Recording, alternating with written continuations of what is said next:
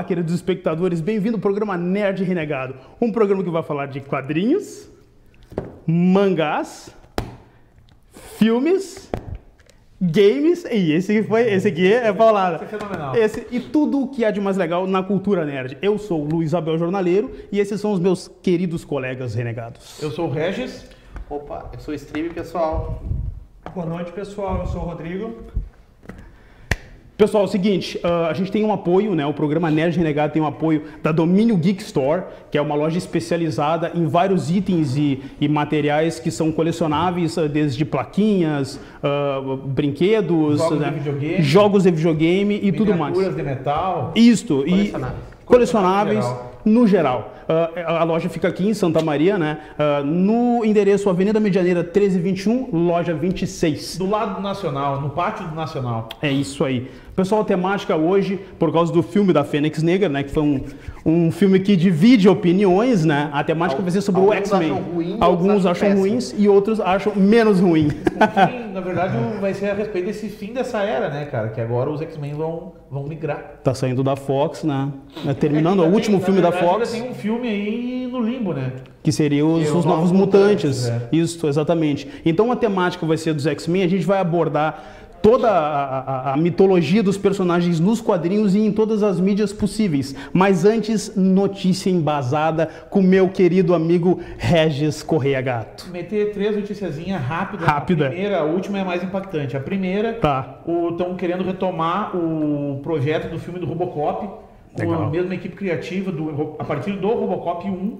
Uma continuação direta do Robocop 1, inclusive o mesmo ator do Robocop 1. O Peter Weller. Eu não sei como é que eles vão fazer, sendo que ele já tem uma idade avançada. Mas não é o James Cameron, é do Exterminador, né?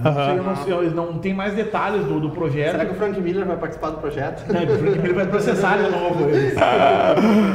Tá. A segunda notícia é uma que o Sandman Universe está saindo há um certo tempo lá fora, acho que já faz um ano que sai. Sim. Ele agora vai incorporar no universo dele, é uma promessa, não seria? Sim. Tem uma notícia porque não se concretizou ainda, vai incorporar no universo dele o Constantine Raiz da Hellblazer. Mas vai voltar a ter, porque durante muitos anos foi o título mais longevo da DC. Da DC barra Vertigo, né? Foi esse título que foi cancelado, migrou para os 952. Isto. Foi um fracasso nos 952. A história, é ruim. E agora ele vai voltar. Isto. E a principal notícia é a Netflix fechou um contratinho aí com a Warner e vai fazer uma série do Sandman. Tá, Ainda permeiam dúvidas de se vai ser Prelúdios Noturnos, se vai ser alguma outra coisa, um arco fora dessa época. Eu torço para que seja Prelúdios Noturnos. Como é que tu recebeu essa notícia do Sandman? Eu recebi essa notícia que é mais bombástica. Empolgação, né? Porque para quem conhece é uma das histórias mais importantes que tem dentro do selo do mundo dos quadrinhos, por assim. Dos quadrinhos também. É uma obra impressionante. E eu acredito que Prelúdios vai ser apenas a primeira temporada. Sim. Provavelmente eles não vão tentar trazer referências de outras sagas posteriores já na primeira temporada. Não, é que a notícia nem é a notícia que, assim, que tem duas notícias. Uma que eles vão gravar Prelúdios Noturnos e outra notícia que não, nenhuma das duas é confirmada. A segunda eu não conheço. Que eles vão gravar 30 anos após o final de Sandman. Tá, pois é. Eu torço pra primeira notícia.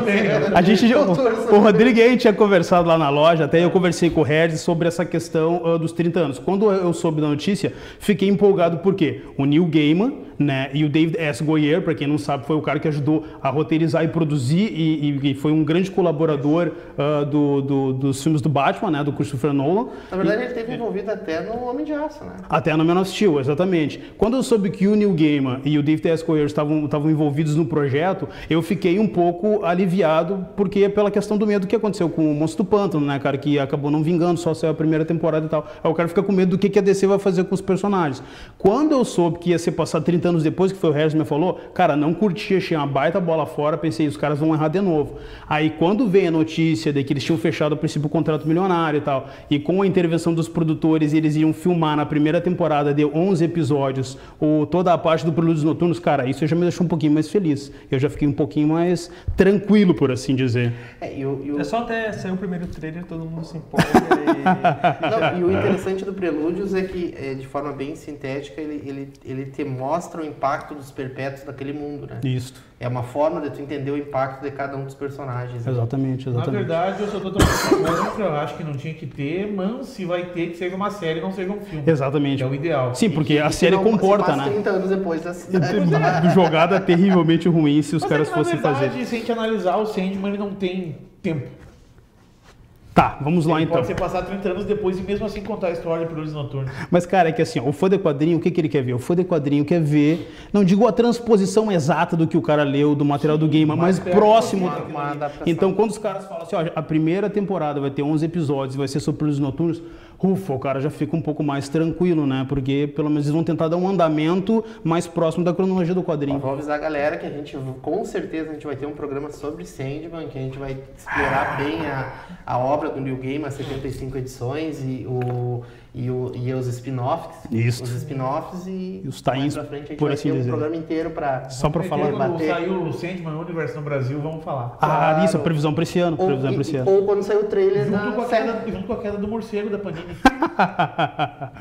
Tá sensacional. Entrando em X-Men agora. X-Men foi criado em 1963, né, por Stan Lee e Jack Kirby.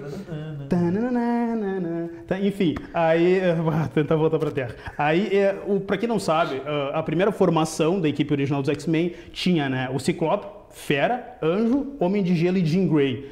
Quem leu o material clássico e pode passar suas impressões? Rodrigo, tu leu o material clássico? Eu li pouca coisa do material clássico, na realidade. Uhum. Até é um material, assim, para quem vai começar a ler X-Men, eu não recomendo, porque é um material muito datado, questão de roteiro, até dinâmica da história, eu acho meio... Todo material daquela época datado é complicado, né? É complicado e tal, acho que para começar a ler X-Men, quem sabe uma coisa um pouco mais recente, mas para quem gosta dos X-Men, eu acho até essencial para você conhecer as origens... A mitologia dos personagens iniciais. Iniciais e tal, é interessante. Tá, Steve, o que tu tem a dizer da primeira fase dos X-Men? A clássica que saiu no Coleção Histórica Marvel, eu faço, né? a mesma recomendação, ele saiu na verdade em dois... Eu tenho dois formatos dela, eu tenho essas primeiras 10 edições na Biblioteca Histórica Marvel, que o santo jornaleiro conseguiu para mim, que é algo raríssimo, e da Coleção Histórica saiu também algumas edições. É raro ou é raro o jornaleiro conseguir as coisas? É subentendido, não sei. E outra questão é a Coleção Histórica Marvel também, que teve algumas edições iniciais, e eu faço a mesma colocação do Rodrigo, eu acho que é essencial, é importante, mas é pro fã já iniciado, o fã que realmente... Porque tu começar por ali, tu vai ter uma percepção completamente errada. Porque X-Men, pessoal, assim como Batman, Superman, ele tem fases, ele tem eras e situações completamente diferentes. Tem fases mais de ação, de ficção científica, de questão de preconceito. Então, se tu começar a ler ali pela origem, tu vai achar um pouco maçante a leitura. Eu recomendo pegar alguma série mais... moderna um pouco, ou até os anos 90 ali, e depois, no futuro, ir buscar os origens. O material atual. Regis, eu sei que tu é um fãzaço de Stan Lee, um grande fã de Stan Lee. Não vou nem dar minha opinião, eu vou decretar. Decretar. Uma frase só. Lindo, cara. Fiquei emocionado agora. Cara, olha só. Malhação com X-Men. Malhação com Mutante, aliás. Perdão, Malhação com Mutante. Eu quero que tu conte essa primeira fase pro espectador, não só falar um pouco da primeira fase, mas do que motivou o Stan Lee a criar os X-Men, a história, de uma forma resumida. Stan Lee, a esposa dele já tinha uma filha. Isso. E eles queriam entrar num processo que eles resolveram. A mulher dele teve complicações e não poderia ter outro filho. E eles queriam adotar. E eles foram adotar. E o Stan Lee, ele era um cara que desenhava quadrinhos e roteirizava. Não era considerado um trabalho, por assim dizer. E quando eles foram... Não tinha nada do reconhecimento que tem hoje. Quando eles foram tentar adotar essa criança, ele sofreu diversos preconceitos. Tanto que, no final das contas, ele não adotou essa criança. E a partir desse ponto, da parte do preconceito, foi que ele criou os X-Men. Os X-Men, na verdade, todo mundo, é mutante, isso e aquilo, mas ele é um espelho da nossa sociedade na discriminação racial. Perfeito, ele é o reflexo exato da discriminação racial. Exatamente. E até... Tem histórias que pontuam isso com perfeição. É engraçado que dentro dos X-Men tem o próprio preconceito com outros, tem o preconceito, né? do preconceito. O preconceito. Não, e o interessante que o até fazendo uma parte na fala do Regis aí que eu concordo plenamente para aquele cara para aquela adolescente que lê X-Men, que convive com X-Men, é muito difícil da pessoa desenvolver algum preconceito racial. Eu sou da teoria que os quadrinhos eles servem como instrumento de educação também e eu, por exemplo, na minha formação pessoal, a total ausência que eu tenho de preconceitos apesar dos meios que a gente é criado, que nos induzem a preconceito, eu não tenho esses preconceitos muito por causa da minha leitura de X-Men, assim, que ele ensina muito pra gente a não ter preconceitos, a conviver com o diferente, a conviver com a diversidade. Exatamente. Eu acho que na verdade, agora fora do tema, assim, a questão do preconceito, falar rapidinho, eu acho que todos nós temos preconceito, só que na verdade todo mundo tem um preconceito, não sabe se pontuar que aquilo é um preconceito, entendeu? Tipo, por exemplo, assim, pra mim isso é normal, não é um preconceito. Só que na verdade é um preconceito, entendeu? É estrutural, exato, perfeito. O cara não nota, mas eu acredito que todos nós tenhamos preconceito. Mas só para terminar essa fase, agora falando sério, a fase ela é muito diálogo, pouca ação, pouco desenvolvida. A ideia dela é primordial, só que na verdade, para a época, ela foi bem executada. Nos tempos de hoje, ela é monótona, por assim dizer. É uma matéria mais datada, né? Mas fala da arte do Kirby também, né? Porque tem a arte do Kirby nesse início que... Sim, o Jack Kirby tem inclusive aquela capa clássica deles atacando o Magneto e tal. Então todo o conceito inicial ali do Stan Lee e o desenvolvimento que ele deu foi muito legal, mas o Kirby sempre se destacou pela arte dele, que tinha uma identidade visual muito dele.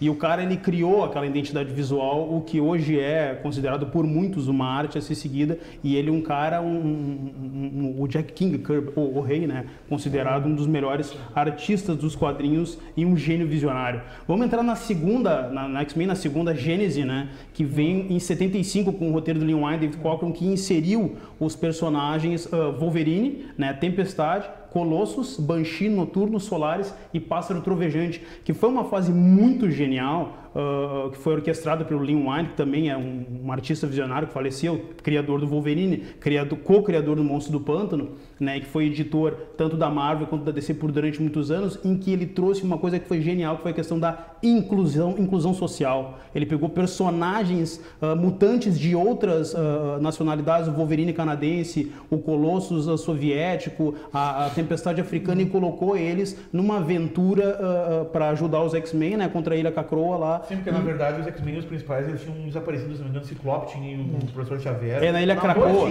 Uma ilha viva. Uma ilha viva. Os dois tinham fugido para que voltaram. Que foi a Solaris e o irmão do Ciclope, o Destructor. Isso. Que eram que na verdade tinha os X-Men originais, os 5, que o jornaleiro já falou, e tinha o irmão do Ciclope, que é o Destructor, e a Solaris, que é... Não, é Polaris, perdão. Solaris é outro Polaris é a filha do Magneto. Polaris, que é filho do Magneto, que eram também dessa antes. E eles são os únicos que conseguem fugir. Os 5 originais ficam presos lá numa ilha. Isso. Só para pontuar uma coisa nessa parte, a gente fala da inclusão social, mas não é esse o assunto desde o início. Sim, mas só que desde o início todos eles são arianos de pele clara, com cabelo loiro e olho azul. E americanos, que é mais importante. Todos americanos. Porque essa segunda gênese mostra como a questão dos mutantes é um problema ou é uma situação global, né? Exatamente. Não é algo só nos Estados Unidos. Sim, exatamente. Tu chegou a ler a fase do Lee Wein, do David Cockrum? Que é a fase clássica em que aparece o Wolverine e vai surgindo os personagens. Pássaro Trovejante. Na verdade, esses personagens, o Pássaro Trovejante, eu me lembro que ele ficou pouco tempo, né? Não, o Pássaro Trovejante ele morre no primeiro arco. No primeiro arco, né? E você sabe quem é que era pra morrer? Wolverine? Era pra morrer o Wolverine, né? E o David Cockrum, que era o artista, era canadense. E hoje nós teríamos o filme O Velho Pássaro Trovejante. O Pássaro Trovejante. O Jack ia ser o Pássaro Trovejante. Ele ia ser o pássaro. E ele parece indígena. Mas o Wolverine, nessa do X-Men, tem a história da criação dele, foi criado antes, né? Sim, o Wolverine, na verdade, a primeira aparição dele se deu em uma das edições do Incrível Hulk. Ele entrou, o Lee Wein criou ele para ser meio que uma mão de pau do Hulk. Ele entrou para ser coadjuvante, por assim dizer, para lutar contra o Hulk, né, e tudo mais. O personagem deu relativamente certo, mas meio que caiu no limbo, não apareceu mais. Ficou um bom tempo na geladeira. Quando o Lee Wein assumiu os roteiros dos X-Men, a pessoa, quem é que eu posso inserir? Ele pegou e puxou o personagem, deu uma remodelada, ele e o Cockrum deram uma remodelada no estilo, no uniforme, no visual e tal, e inseriram ele, e hoje dos X-Men, o personagem, querendo ou não, é o mais popular dos X-Men, é o personagem mais popular que se destacou mais pela violência. O problema do Wolverine não é outro, eu sei, a gente vai chegar lá. O problema do Wolverine é ele não saber trabalhar em equipe, né, cara? É verdade. Ele quer ser... Ele não sabe, na verdade, trabalhar em nenhuma organização. É muito marcante a forma como... Porque o que acontece? Nessa história, o Xavier vai para cada lugar do mundo lá e comenta, encontra o Noturno escondido, encontra a Tempestade, encontra o Colosso, e daí quando ele vai falar com o Wolverine, aí tem o cara do Projeto Arma X, aí o cara diz assim, não, você não pode, nós investimos milhões, e você, o Wolverine... Fica na tua, tu lá. Sim, ele manda o cara andar e vai. E o incrível é que o cientista e o exército ficam quietos, né? Sensacional. Pessoal, sendo dessa fase de 75 que foi, na minha opinião ali, que foi publicado no Giant Size X-Men, que é uma das revistas que tem uma popularidade muito grande pela inserção da segunda equipe, que deu plus para a saga dos X-Men, a gente entra num dos materiais assim de grande importância dentro da mitologia, que saiu em 79, em setembro de 79, né, que com o roteiro do Chris Claremont e a arte do John Byrne, que é a saga da Fênix Negra. Quem leu essa saga clássica, gostaria de falar sobre ela? Cara, eu li, mas eu não, é uma saga pra mim bem superestimada, eu não acho tudo isso. Mas é verdade. Eu acho bem mais ou menos. Mas tu sabe qual foi a jogada dele? O problema dela é que ela é datada também? Não, cara, eu acho que assim, ó. Eu acho que tem muita coisa que o cara lê fora da época e não tem aquele boom que teria que ter. Não, exatamente. Tu falou uma coisa importante, fora da época. A questão, acho que a importância que a saga da Fênix Negra trouxe para o mundo dos quadrinhos e para Marvel foi o fato de que eles estavam matando uma personagem de extrema importância da equipe original, que era a Jean Grey, entendeu? Então isso daí foi muito impactante, porque quem matou ela, não é spoiler para quem vai ler, porque é uma história que saiu em 79, né, rapaziada? Então assim, tipo, foi o Wolverine. O Wolverine teve que executar a personagem, né? E isso trouxe uma carga muito pesada. Na realidade, o que acontece na Fênix Negra é assim... Me corrija se eu estiver errado.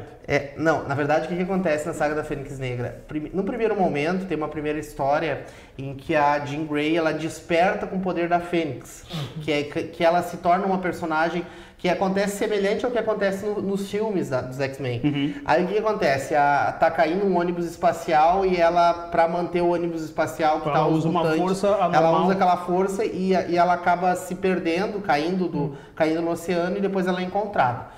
Até aí tudo bem, ela não retorna como uma vilã. Mas o que acontece? Ela acaba sendo influenciada pelo Clube do Inferno. Isso. Que daí no Clube do Inferno ela se torna a Rainha Negra. Porque tem a Rainha Branca, que é a Emma Frost, e ela vira a Rainha Negra. E aí, como membro do Clube do Inferno, o que acontece? Ela vira uma vilã, ela faz muita coisa errada, e ela perde o controle da Força Fênix. Porque o Clube do Inferno é aquela coisa, se você tem poder, você deve usar, e não importa em quem você vai ferir. E acontece que ela vai para uma outra realidade, para um outro universo lá, com o poder da Fênix, e destrói uma galáxia inteira, mata milhões de pessoas. Isso é muito bem representado na animação. Na animação de 92. E ela mata, só que o problema, esse planeta, esse lugar que ela matou as pessoas, pertencia ao Império Shi'ar. O Império Shi'ar é um império de alienígenas lá. E os Shi'ar vêm com o objetivo de eliminar a Jean Grey, porque a Jean Grey foi que exterminou lá. Sim. Aí o que acontece? Os X-Men querem defender ela. Aí eles fazem um acordo, assim, ó. Nós vamos fazer uma disputa, nossos maiores guerreiros contra os X-Men lá na Lua e tal, no lado azul da Lua, que é um lado que a Marvel diz que tem oxigênio na Lua. Né? Mas eles fazem uma... Se eles dizem, é verdade. Deve ter, né? Tu já foi lá pra ver? Que nem o terraplanista. Mas aí o que acontece? Aí tem essa batalha e tal, e daí tem uma história de um laser lá, e a Jean Grey chega à conclusão que os amigos dela estão se sacrificando por ela, e ela salta na frente de um laser lá, e ela morre. E aquilo ali afeta principalmente, e eu concordo com o Regis, é datado, mas eu discordo de uma coisa. Na época, o que acontece?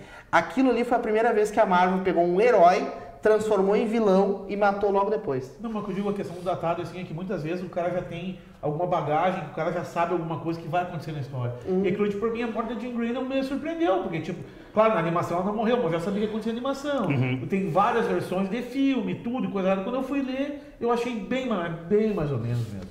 Tá. Não, mas é válido pra quem gosta do X-Men. Eu li porque eu gosto do X-Men, entendeu? Em 1981 saiu Dias de Futuro Esquecido, que é o material do Byrne também, né? Que é o material que foi... É só uma coisa, Fênix Negra, tudo material mensal, né? Não é nada especial. Sim. Saiu na... Sim, os materiais saíram de forma regular, né, cara? Ali no mensalzinho normal, depois acabou se tornando... No Brasil, a primeira publicação foi em Grandes Heróis Marvel 24. Tu diz a Fênix Negra, né? Sendo um formatinho, o bom e velho formatinho, quentucheira. Aí, agora entrando em Dias de Futuros... Segue. Deixa, Rodrigo. Muito obrigado, Rodrigo. Muito obrigado. Foi um norte. Dias de Futuro Esquecido saiu em 1981 e foi um outro marco dentro do universo dos X-Men, né? Com a contribuição em parceria do Chris Claremont com o John Byrne. Né? É um material que acho que pela primeira vez eles mostram o que seria a consequência do preconceito levado a sério, né? Com a criação dos sentinelas, o extermínio de vários mutantes e a consequência daquilo ali no futuro. No caso, a Kitty Pryde e o Wolverine se encontram e a missão da Kitty Pryde é voltar no tempo para, por assim dizer... avisar o pessoal do que vai acontecer. Na verdade, eles têm que... A intenção deles é interferir em algum acontecimento do passado para que assassinato. Isso, que é para que esse futuro não aconteça. Acho que em relação de histórias que tem viagem no tempo... Eu quero cravar de novo, quero decretar. É muito bom. Não foi tudo isso aí. Uma frase só. Muito bom. Melhor que Fênix Negra. Eu acho melhor. Volta pro futuro com mutante.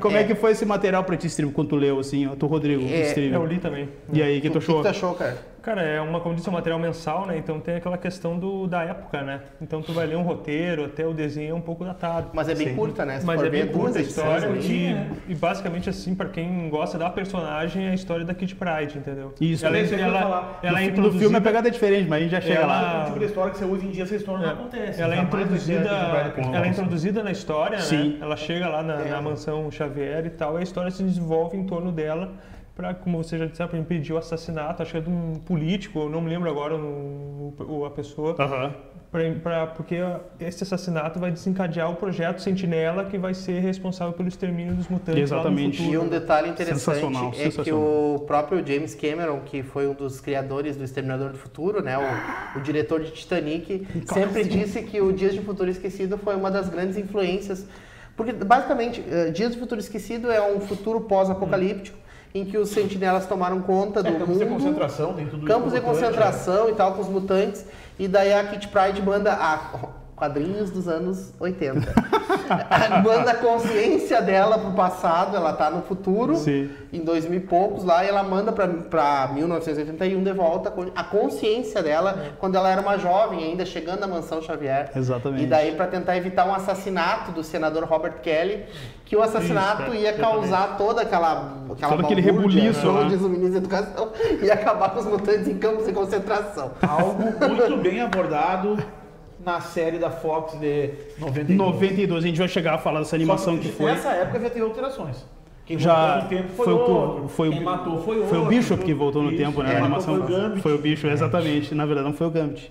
Foi... Não vamos dar spoiler. Enfim, agora a gente entra numa HQ que ela... Eu me lembro que ele só largou o relógio grudou na cadeira dele. Tá, olha só. A gente vai entrar em uma HQ que tem uma curiosidade aqui no Brasil, que a gente vai citar de uma forma bem rapidinha, que foi Deus Ama ou Me Mata, que foi um material que foi publicado em 1982, com o roteiro do Chris Claremont e a arte do Brett Anderson, né? Esse material é muito legal, né? Ele saiu inclusive nesse formato aqui, muito curiosamente vou mostrar para vocês, trouxe lá da loja Terra X para vocês darem uma olhadinha como é que ele saiu no Brasil pela primeira vez. Tá legal aqui, diretor? Tá bom? Tá bonitinho? Tá. Graphic Novel. Uma graphic novel, ela foi a graphic novel volume 1, ela foi a primeira graphic novel a ser publicada aqui no Brasil e ela saiu com o título Conflito de uma Raça. Só que o título original, na verdade, era Deus Ama, Homem Mata. Só que a editora Abril, que era a editora na época que estava lançando esse material aqui, para evitar problemas com a Igreja Católica, botou o Conflito de uma Raça. Então, durante muito tempo, foi o título que a gente teve aqui. Depois, quando a Panini assumiu o editoriamento e eles relançaram o produto, eles lançaram a HQ com o nome original.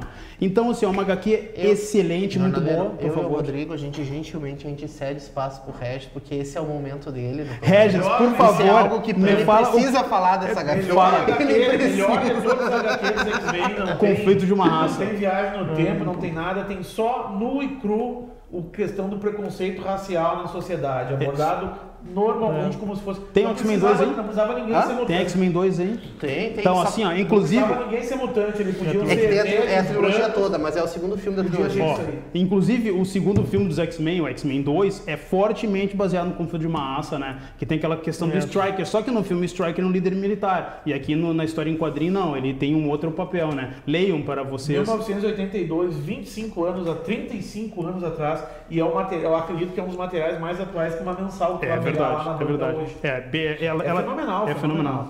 E é tão pesada a história que no início dos primeiros quadrinhos, por isso não é spoiler, bem no início, tu tem crianças sendo mortas por simplesmente serem mutantes. Por simplesmente serem mutantes. E o mais incrível, é um preconceito com origem religiosa. Exatamente, exatamente. É até por isso que tem esse nome também, bem marcante. Deus ama, homem mata. Muito bom. Tu chegou a ler, Rodrigo? Li. Curtiu? Boa. É boa. É uma empolgação. Eu prefiro... Não é meu tipo de história dos X-Men. Eu prefiro mais Arma X. Arma X. Vamos chegar lá. Que tu vai pegar as outras histórias, vão ter coisas mirabolantes acontecendo para te explicar uma questão cultural do que acontece no nosso dia a dia. E aqui ele é nua, crua, simples. Uma história curtinha, não tem como tu não entender o que eles estão falando, entendeu? Sim. É simples, é papo, passa a mensagem de uma forma objetiva. Isso aqui pra mim pega a essência principal de quando os X-Men foram criados. A essência. Tá, a essência. Gurizada, agora a gente vai entrar numa HQ que ela já sai um pouco do eixo X-Men e aborda não digo uma das origens, né, mas uma das facetas, uma das épocas mais interessantes do Wolverine, que é o Arma X do mestre Barry Windsor Smith. Né, esse material foi lançado em 91 e ele teve uma receptividade muito positiva na época. Se não me engano, o Jim Shooter era o editor da Marvel. E o Jim Shooter, para quem não sabe, ele era um editor assim, muito prolífero, muito enérgico, um grande visionário dentro da Marvel, mas ele era um cara que, na parte da relação humana com o artista, ele era um pouco meio difícil, era um cara meio pé na porta. Mas o Barry Windsor Smith, ele deu o tempo que o Barry Windsor Smith precisava para criar toda essa mitologia do Arma X, e eu gostaria da opinião, para mim, uma das melhores histórias do Wolverine. Por muito tempo foi a história mais de origem do Wolverine. Que teve, né? Só uma coisinha rapidinho assim, o X-Men 2 é muito inspirado nessa história. Eu e o Regis também, agora a gente dá o espaço pro Rodrigo, porque eu acho que esse é o quadrinho preferido do Rodrigo. É o quadrinho da tua vida? É o quadrinho preferido da nossa série aqui. Eu gosto muito do Arma X, né? Só para explicar, o Wolverine, como é um personagem icônico, ele se tornou tão famoso quanto os X-Men que ele ganhou uma própria revista, né? Ganhou um título só dele, exatamente. Só dele. Exatamente. E Arma X é um material especial também do Wolverine que conta como ele ganhou lá as garras de Adamantium, né? Isso, o projeto, os ossos, né? Foi revestido de adamantium e tal, no projeto Arma X, né? Isso, exatamente. E tal. Só que ele, claro, não foi o único, tem outros, né? Claro, depois vieram outros dentro mas dessa... isso não mostra na história, né? Na história é como se fosse só ele. Exatamente. Como é que o impacto do Arma X teve pra ti? O Arma X eu acho muito legal, eu gosto muito da arte do Arma X. Cara, é um thriller de terror, né? Sim, ela tem uma parada... É a pegada bem assim, ó... Porque o que acontece? O Wolverine, ele é mais grotesco na história. Dificilmente tu vai pegar nas histórias do X-Men que tem na Arma X que ele tem mexe com o teu psicológico. Não só com o teu, na verdade é o do Wolverine ali que ele tá lidando.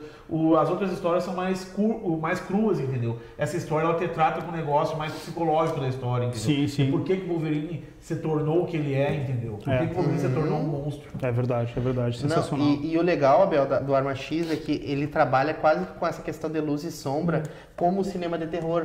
Porque é aquela questão assim, que tem uma diferença entre o horror e o suspense, o terror, que é a questão de não mostrar. E aqui ele trabalha muito com sombra, tu não enxerga muito o que está acontecendo. Sim, exatamente. Até porque ele está preso num tanque, né? Não tem muita interação. Exatamente. Mas é fantástico. Eu quero citar uma curiosidade bem interessante, já que a gente está falando do Arma X que saiu em 1991. Outro personagem saído dos títulos dos X-Men foi inserido no universo Marvel em 1991. Deadpool, sensacional. O Deadpool ele foi lançado no New Mutants, no caso nos Novos Mutantes, número 98 em 1991. Inclusive nós temos aqui um produto da Domínio Geek, que é essa caneca excepcional, cara, do Deadpool, pra você tomar seu cafezinho, a cervejinha, né? Não tomaria café. Não tomaria café. Então, pessoal, fica a dica aqui, se quiserem, tem lá na Domínio Geek. Aí eu queria ressaltar, né, cara, essa curiosidade do Deadpool e entrar no X-Men A Era do Apocalipse de 1995. Pra quem não leu e já leu, tipo, Origem do Apocalipse do Superman. Tá. A história, eu acho uma história bem parecida, entendeu? Aquele negócio de criar ele e solta e depois ele vem pra ver até onde é que ele vai. Claro. É um negócio bem similar. Pra ver como todo mundo aqui tem o mesmo nível de qualidade de quadrinhos. Um cara fala do Deus ama, homem mata, outro cara fala da Arma X. E pra mim, eu vou falar dos anos 90. Porque os anos 90 são um período em que os X-Men tiveram as melhores fases. Sim. Porque olha só, a gente teve, primeiro, Massacre de Mutantes. Tá. Em que ocorre tem uns personagens chamados Murloc lá, que moram nos esgotos, que são mutantes deformados. e os Carrascos, que é um grupo de vilões, vai lá e extermina os Murloc. E é um negócio assim... É a saga Inferno, né? É a saga Inferno. No final da saga Inferno é a queda de mutantes, a massacre de mutantes. E depois tem a queda dos mutantes, que os X-Men meio que são dados como mortos, assim, e tal.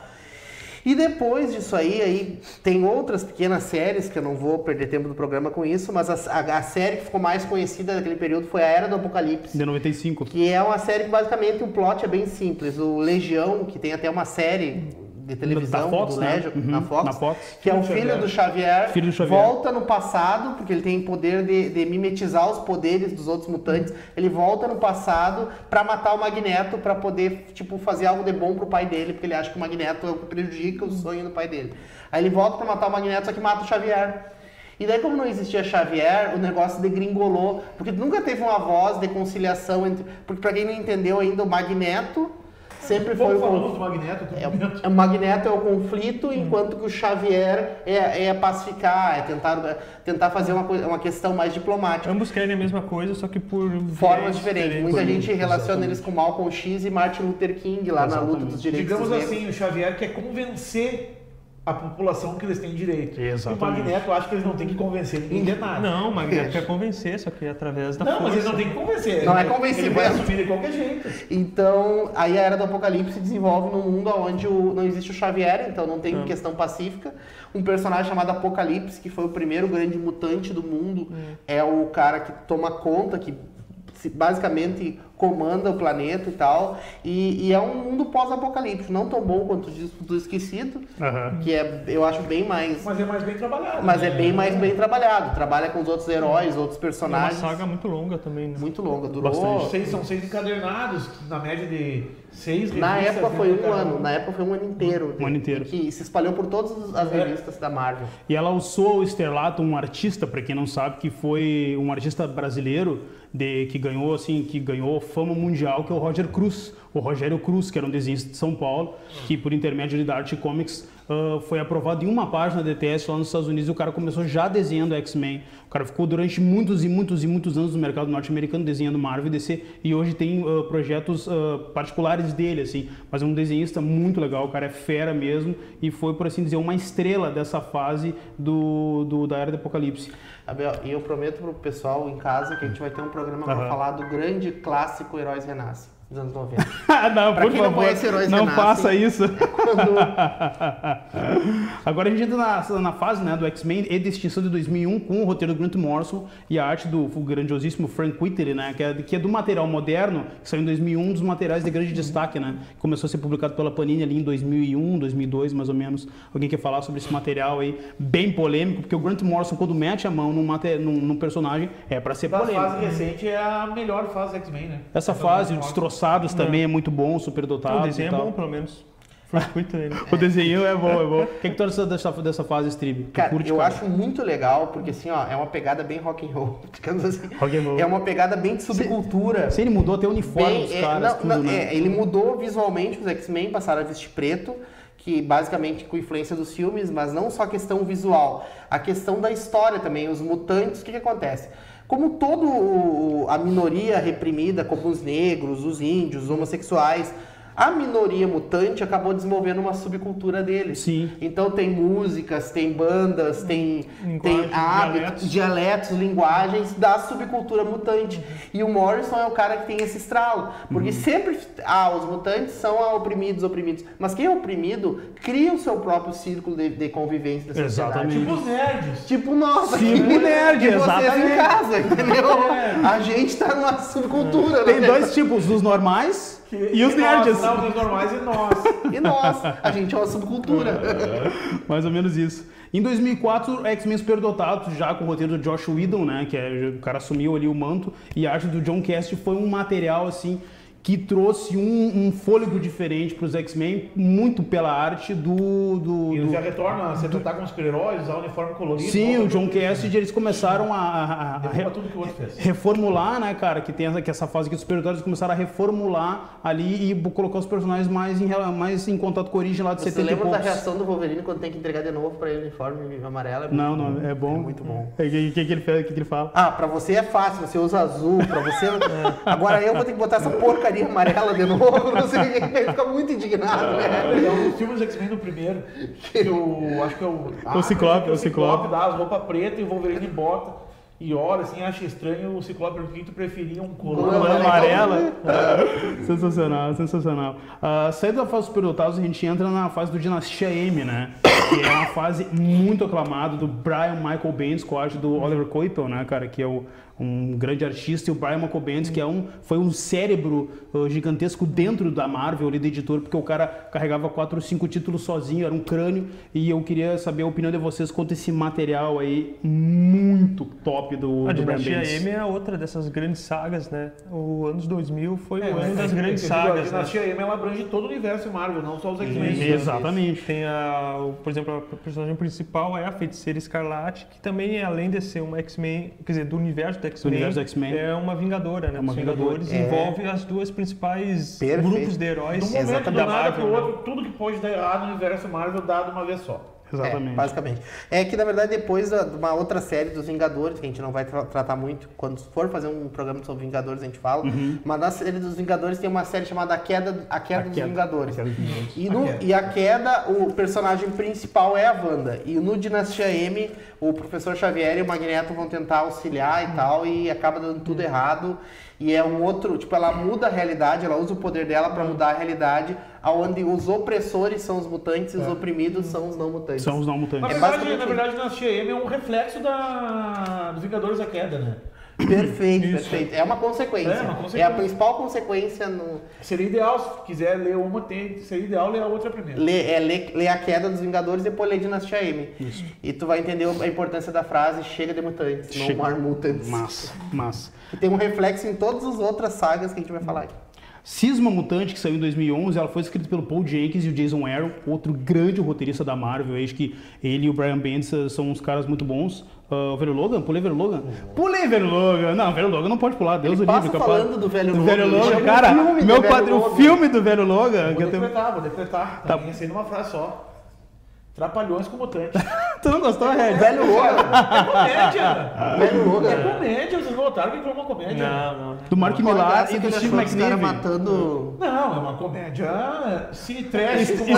Steve, por favor, defende o Velho Logan pra nós aí. Cara, eu gosto. Ah, tu gosta? É bom. Uma comédia é algo bom. Eu gosto de comédia. Eu não falei que eu não gosto. É que assim, ó, o Velho Logan tem uns aspectos de quadrinho que pra quem vai ler Velho Logan, achar que é uma história adulta, séria, tem umas coisas assim que é muito quadrinho fanfarrão, assim, tipo Bug-Aranha, o Gavião... Tipo o Bug-Aranha, tipo o motorista ser sério, tipo de coisa. Tem umas coisinhas que vocês incomodam. Vocês estão rindo, é comédia, entendeu? É comédia. Tipo, mas é legal, é show de bola. É um futuro... Só pra explicar, né, pra não ficar vago, o Logan é colega do Gavião Arqueiro, que é cego e dirige o Bug-Aranha do Homem-Aranha, né? Nos Estados Unidos que foram dominados pelos vilões. Os vilões ganharam e... Todos os super-heróis que foram mortos pelos vilões e o Gavião Arqueiro, eles acharam que não valia a pena matar. Deixaram... muito chinelão. E o Wolverine se escondeu, o Gavião Arqueiro eles largaram de mão. A única parte que é fenomenal da história é o motivo pelo qual o Wolverine se esconde, entendeu? Legal. Isso é fenomenal. Também, mas eu acho que é impalpável, não aconteceria. Sim. Mas mesmo assim, por causa que o Wolverine tem o faro, tem um monte de coisa que o Wolverine notaria o que ele estava fazendo, entendeu? Mas fora isso, a história é uma comédia louca. Inclusive o filme Logan, né? Deu a louca no Wolverine, podia ser o nome. É isso aí. O velho Wolverine. O velho Wolverine. O filme Logan, do Hugh Jackman, que encerra a franquia da participação do Wolverine dentro da mitologia dos mutantes no cinema, foi um filme que, obviamente, ele trafegou totalmente ao contrário do que a HQ propunha, né? A jogada era exatamente outra, né? O diretor, que era James Mangold, que tinha dirigido também... Não é Mongol, é Mangold. Mangold. Não chama ele de Mongol. Mangold, que dirigiu o Wolverine Imortal, que eu também achei um filme muito legal, eu gostei pelo menos. É bom, fez uma pegada muito adulta. Eu julgaria que isso aqui é um filme da Marvel, mas numa pegada Vertigo ou Marvel Max, que é muito bom. Assistam em preto e branco, é muito bom. Pois não assisti em preto e branco ainda, preto cara. Preto e branco. É que dá um ar de me falar que dá um aspecto mais de faroeste, assim, uma coisa mais bem legal. Faroeste, assim. Mas se quiserem ver faroeste, vamos ver faroeste, não vamos ver o filme Logan. Então, fica aí essa dica. Fica a dica. Fica essa dica genial aí. Entrando em Cisma Cisma Mutante de 2011, que eu havia pulado, né? Que foi escrito pelo Paul Jenkins e Jason Aaron. Alguém quer falar sobre essa saga que foi publicada em 2011? Strib, por favor. Cisma Mutante? Curtiu? Cisma Mutante Gostou? basicamente é uma história assim, ó. Bom, depois que a Feiticeira Escarlate daquele Dinastia M lá, no final do Dinastia M, que ela descobre que ela mudou o mundo todo. Sim, e que tá mesmo assim não interligado. resolveu, Tá interligado, no final ela volta pra Terra e ela tá com raiva do pai dela, do Magneto. E como o Magneto, ao lado do Xavier, eles estão sempre defendendo os mutantes, ou os mutantes dominando a Terra, ou os mutantes sendo amigos, não sendo dominados. Não pensa desse jeito. Existe a paz. Eu penso que nem o Xavier. Mas o que acontece? Aí no final ela diz a frase, não mais, sem mais mutantes. E daí, no more mutants. E o que acontece? Os mutantes do mundo todos perdem seus poderes. Ficam só 197. Ou 193. 197. Esses 197 mutantes, eles acabam sendo... Basicamente, eles são uma espécie de extinção. Toda a história dos X-Men, eles eram aquela espécie que ia sobrepujar o Homo sapiens. Eles são considerados uma evolução. A evolução. Humano, né? Então, quer dizer, cada vez vai existir mais mutantes. E de uma hora para outra, a Feiticeira Escarlate inverte a ordem. Começa a ter cada vez menos. O mutante se torna algo em extinção. Dentro desse contexto do menos, o Ciclope reúne eles, os mutantes que ele consegue, dentro de uma ilha lá, que é a Ilha de Utopia lá. E nessa ilha, ele tem uma equipe de crianças. Aí acontece uma história bem comum, até Cisma não tem um plot muito interessante. É um vilão que faz um plano. Mas enfim, vai um sentinela lá na ilha, atacar a ilha, e o Ciclope manda a gurizada ir pra briga. E o Wolverine diz, não, tu não tá entendendo, eles são crianças, eles têm 14, 16 anos, mas a gente ia pra briga com 16 anos. Mas não precisa fazer isso, não sei o que, tu vai destruir o futuro dos mutantes. Não, daí ele briga, o Wolverine querendo que a gurizada não vá pra briga, com o vilão, e o Ciclope dizendo que eles têm que ir pra briga. Então o Ciclope Ainda bem que eu não li isso. o Ciclope é o líder militar. Aí no final do Cisma, o que acontece? O Ciclope fica com uma equipe morando na Ilha de Utopia lá, com a Emma Frost, com o Namor, e que nesse tempo o Namor se juntou com os X-Men também, depois que acabou. Quem diria? E o Wolverine pega a gurizada e mais alguns mutantes e vai lá pra escola, funda a escola Jean Grey, para jovens superdotados. Superdotados, sensacional. X-Men e Vingadores vs X-Men 2012, escrito pelo Brian Michael Bendis e por Matt Fraction também, foi um material que teve uma grande receptividade do público, né, por ser aquela questão do versus, ter o conflito com o roteiro do Brian Bendis e do Matt Fraction. Foi uma história sensacional, muito legal, mas eu gostaria agora de dar um embasamento maior, um pouquinho, a gente tem pouco tempo para encerrar, e falar um pouco das outras mídias, que entre elas foi X-Men The Animated Series de 92 e 97, que foi a porta de entrada ter muita gente no universo dos quadrinhos. Essa animação da Fox teve um peso seminal e eu queria a opinião geral da rapaziada. Não é nem a opinião dos outros, eu vou decretar numa palavra só. Fenomenal. É fenomenal. É fenomenal. Clássico. X-Men Evolution, deixa pra mim. Como é que é a musiquinha? X-Men Evolution. Fenomenal também, mas de uma pegada mais teen. Sim. E com um enredo melhor que o X-Men Animated Series. Não, mas é que é... Polêmica! Não, tá, mas eu fiquei chocado agora. Eu fiquei chocado. Eles tinham mais... Como é que eu tenho que falar? Eles tinham um recuo maior de tempo pra Claro. muito bom. É que são animações feitas para gerações diferentes, né, cara? Então o cara tem que entender isso daí. Até fazer uma comparação, Biel, entre as duas lógicas. Na Animated Series, os X-Men são tratados bem como heróis. Não tem muito essa questão do adolescente. Tá, tem a Jubileu lá, mas não tem tanta coisa adolescente. São os heróis maduros. No Evolution, não. No Evolution, eles pegam, tipo, a Tempestade, o Fera e o Wolverine são mais velhos. São professores, isso. E o professor Xavier também, né? O professor Xavier. E o resto da galera é uma gurizada de colégio ainda. Ciclope e tal. Então, o Evolution... Inclusive, a Irmandade dos Mutantes também. Sensacional. Malhação, muito boa. Uma temporada boa de Malhação, muito importante. Por isso que é bom. Uma temporada boa. Em 18 de agosto de 2000, Bryan Singer, né, a gente foi apresentado X-Men, o filme, que era a primeira transposição dos mutantes pro live action, o que foi um fenômeno muito grande. E o primeiro filme da franquia foi lançado em 2000 e atualmente a Fênix Negra, que foi lançada em 2019. Então, assim, foi muitos anos, basicamente, de franquia. Qual o filme preferido de toda a franquia de vocês aí, pra gente dar um panorama geral? Vou falar rapidinho o meu preferido, senão, não contando do Wolverine, que eu acho a trilogia do Wolverine um negócio à parte. Eu acho o X-Men 2. Ai, massa! Até o X-Men 2, eles vão embasar naquele negócio. Pra mim é o melhor. A raça aqui... brigando uma disputa de raças. Sim. A partir dali é uma lutinha do bem contra o mal e a franquia se perde. Cara, eu vou falar rapidinho. X-Men 2 é um canal. Eu pensei que o Regis ia falar do X-Men Wolverine Origins, que era o melhor filme. Não, na verdade eu tirei os do Wolverine. Sim, não, a gente entrou só, tá, agora beleza. sim, falando sério, pessoal, os dois... Temos 1 minuto. Os 2 primeiros filmes dos X-Men, pra mim, são marcantes, até porque são filmes da minha formação como nerd, como leitor de quadrinhos. Bom, X-Men é o filme, eu fiquei no cinema do Santa Maria Shopping, acho que eu vi 3 2 vezes, dias inteiros assistindo esse Eu vi filme. 3 vezes. Eu assisti um final de semana, todo sábado e todo domingo esse filme, e reiniciava de novo o filme. O X-Men, o filme 1, pra mim, é fantástico. E o X-Men 2 também tem uma pegada, ele consegue expandir aquela cena do Noturno cara, filme, aquela cena ali, de entrada. mata pau. O Noturno é melhor que o filme inteiro. É melhor que o filme inteiro. Mas pra mim, assim, ó, X-Men 2... Logan, X-Men 2, Logan e o Primeira Classe. São os 3 filmes. O Primeira Classe é muito bom. Se tu tiver tempo de assistir 3 filmes dos X-Men, desses 12, assiste. Só pra... Eu gosto muito do primeiro porque é o mais tosco. O pessoal aparece com a corda, puxando. É muito bom. E o Primeira Classe é muito bom também. Eu acho o Primeira Classe X-Men muito bom. Perfeito, fechado. Pessoal, encerrando o programa, mas antes a gente gostaria de dar uma dicasinha de game. Onde é que tá o game? O pessoal chegou lá na Domínio Geek desse PS4, né? Um game de corrida de carro, Fórmula 1. 2019. É muito bom, mas o Enduro ainda é melhor do Atari. Chega lá e pega pra dar uma jogada pra gurizada, que a gurizada é gente boa. Tá, beleza. Pessoal, nós somos o Nerd Renegado. Até semana que vem. Abração e até mais.